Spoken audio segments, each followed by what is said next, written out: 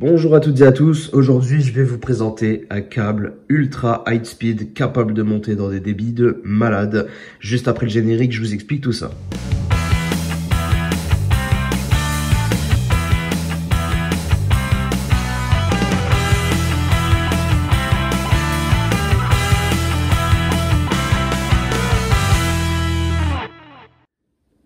Il s'agit ici d'un câble ultra high speed HDMI, donc ce câble permet en théorie de monter jusqu'à une résolution de 8K à 60 fps, donc 60 images par seconde, même en résolution 4K, la seule résolution encore que nous pouvons exploiter aujourd'hui, parce que à défaut d'avoir réellement du contenu encore en 8K, nous exploitons pour l'instant maximum avec du Blu-ray Ultra HD par exemple, une résolution 4K. Le 4K, lui, pourra monter à une résolution de 240 images par seconde. Alors ces câbles-là, c'est une nouvelle norme, c'est la norme 2.1 qui arrive sur le marché. Les câbles arrivent un petit peu en avance comparé aux équipements parce que nous avons à peine certaines télés qui cette année passent en HDMI 2.1, la plupart d'ailleurs des télés cette année, haut de gamme ou moyen de gamme plutôt haut, qui passent en HDMI 2.1. Je pense notamment également au Samsung, même si c'est de l'upscale, leur écran 8K le propose. Donc voilà. Mais voilà, est-ce que ça vaut pas le coup parce que je vous explique niveau tarif, ces câbles sont situés environ, sont un peu plus chers que la moyenne, donc vous êtes, sur cette marque en tout cas, vous êtes à 25 € les 2 mètres. C'est sûr, c'est un petit peu plus cher que les câbles high speed tout court que vous pouvez trouver pour une dizaine à une quinzaine d'euros maximum, mais qui eux sont bloqué à 18 gigabits par seconde. Là, avec celui-ci, on peut monter à un débit de 48 gigabits par seconde et c'est quand même assez énorme. Alors, la différence, forcément, ça va être de pouvoir exploiter énormément de bandes passantes supplémentaires.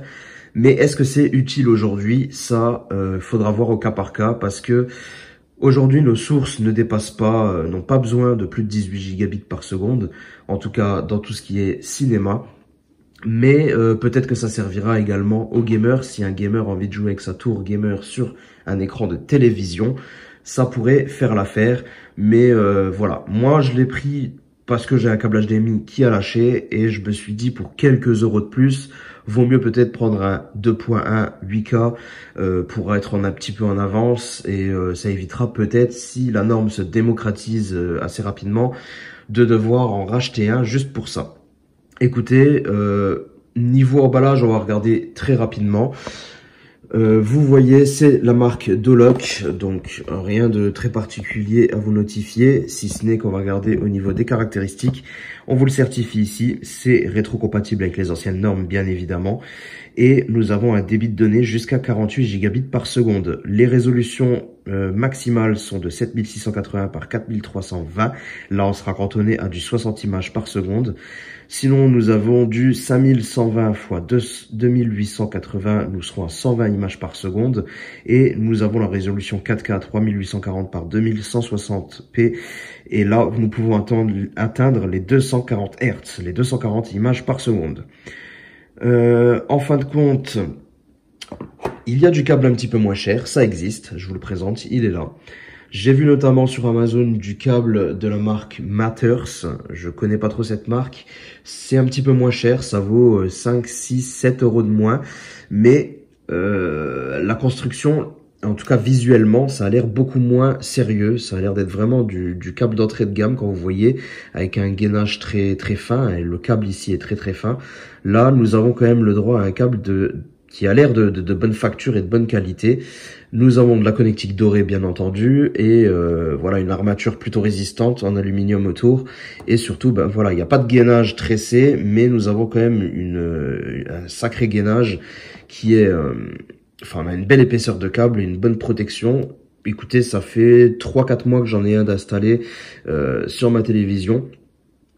J'en ai même 2 je crois, ouais j'en ai même 2 d'installés sur la télévision et je trouve que ça fait très bien le job, j'ai aucune perte, j'ai pas de soucis de ce côté là, donc voilà, il y a peut-être moins cher mais en termes de qualité ça, en tout cas visuellement celui-ci me me plaisait plus. Donc j'ai plutôt franchi le pas sur celui-là. Je vous mettrai quand même une photo de celui, le Mathers, qui est proposé à 17 ou 18 euros, je crois, les 2 mètres. Mais voilà. Écoutez, est-ce que il y a un gars, est-ce que c'est important, est-ce qu'il faut en acheter un? Je ne sais pas, ça c'est à vous de décider. Mais voilà, je tenais à faire cette vidéo pour vous présenter voilà les nouveaux câbles, les 2.1 qui arrivent sur le marché. Il y en a des qui sont beaucoup plus chers que ça d'ailleurs, mais voilà, je pense qu'il faut quand même prendre son temps. Les télés ne sont pas encore toutes équipées de 2.1, les amplis, les lecteurs Blu-ray ne le sont pas tous également.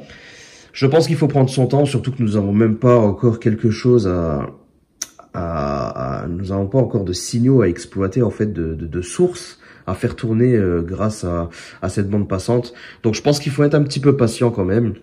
Peut-être pas se jeter et refaire toute son installation avec ça, mais pourquoi pas, si vous changez quelques câbles qui déconnent ou quoi que ce soit, bah, peut-être rajouter quelques euros et prendre ceci. Voilà, écoutez, c'est tout pour cette vidéo, c'était juste pour vous présenter ça. N'hésitez pas à me dire dans les commentaires ce que vous en pensez.